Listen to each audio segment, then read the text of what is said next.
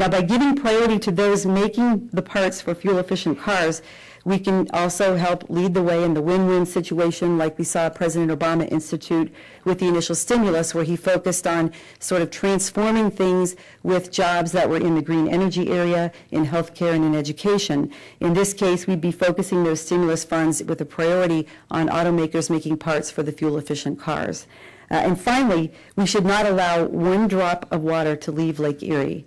The world is getting drier and thirstier, and as we'll see more and more again, even places like Georgia are running into drought situations, and there are some who may want to drain our lake one bottle at a time. No water must be sold, diverted, or exported outside of the Great Lakes Basin.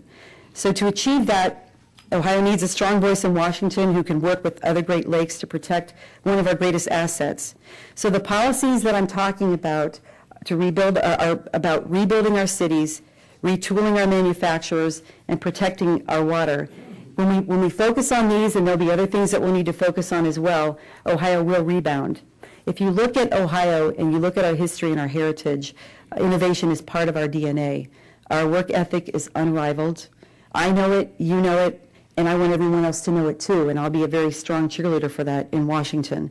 Ohio's loss of manufacturing jobs over the last 2 decades is well documented, but probably less documented is the accompanying increase in productivity. Our workers are good workers in Ohio.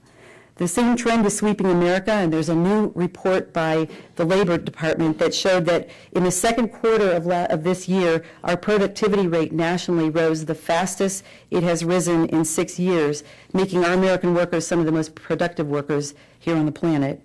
So this is why I announced an upcoming Ohio Innovation Trail Tour. We put the trail on it because we like it a little more homespun in Ohio, I think. So what we're going to be doing with this is we're going to actually take citizen nominations of innovative small businesses or programs at universities, and we're actually going to travel to those, and we're going to highlight those as part of the campaign. It'll be targeted toward encouraging Ohio's entrepreneurs and assisting small businesses with big ideas. We're going to celebrate the next generation of American innovation right here in Ohio. We'll also meet with small business inventors and visionaries to help ensure that they have the tools that they need to create new jobs and build new companies.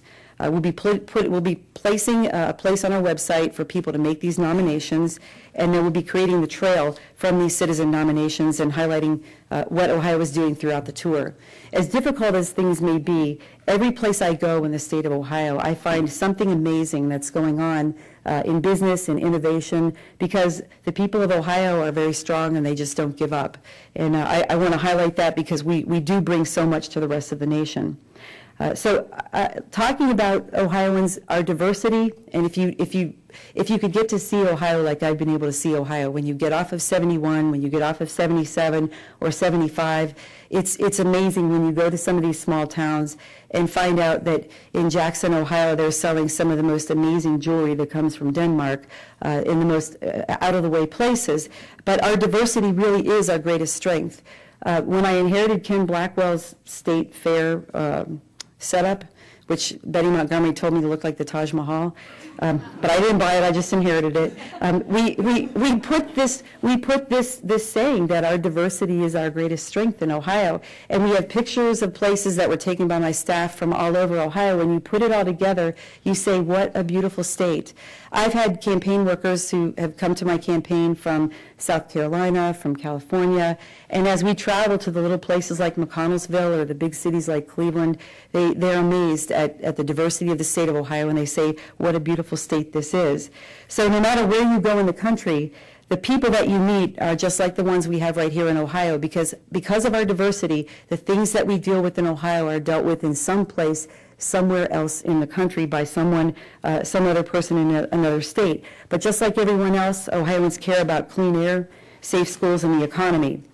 We already have the human capital that we need to move ahead. We have the anchor institutions, we have the innovative spirit, and we have the work ethic that's needed to make our cities stronger.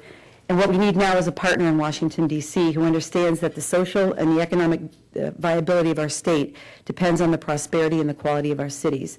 That will be a cornerstone of my tenure in the United States Senate, and I hope that I'll have the opportunity to do that for you, just like I've had the opportunity that I have very, very greatly valued being your Secretary of State. Thank you very much.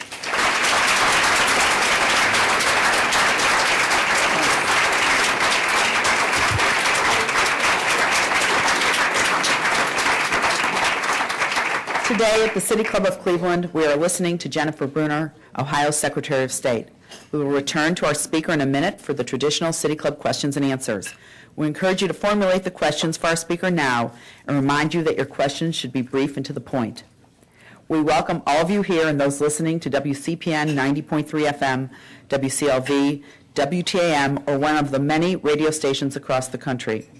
Radio broadcasts of the City Club are made possible through the generous support of Case Western Reserve University. Our television broadcast partners are WVIZ, PBS Idea Stream, and Time Warner Cable. Television broadcasts are supported by National City, now part of PNC, and Cleveland State University. Closed captioning is supported by the Nordson Corporation. Our live webcasts are supported by the University of Akron. Today's forum is the Colleen Shaughnessy Memorial Forum, which recognizes a very generous gift from the friends and family of Ms. Shaughnessy to the City Club Forum Foundation Endowment. With us today at the head table is Jerry Sheehan, representing the family and friends of Ms. Shaughnessy. Will you please stand so we can show our appreciation? Thank you. And today, we are also pleased to welcome guests at tables hosted by Baker Hostetler, Geauga Democratic Women's Caucus, and Laborers Local 860. Thank you for your support. Now, we will return to our speaker for our traditional City Club question and answer period. We welcome questions from everybody, including guests. Holding the microphone today is Assistant Director of Development, Marcella Brown, and PR and Programs Manager, Carrie Miller. And now for our first question, please. Jennifer. Hi, I'm Wheezy Scott from Shaker Heights. I want to thank you initially for your candidacy. I feel so fortunate to have you running for the U.S. Senate. I think this is going to be a friendly question. Yes, it is. With your leadership skills, if you were our senator in Washington now, what would you be doing to assure the passage of the health reform bill with a public option? If I were in the Senate today, I would be fighting very hard for a strong public option.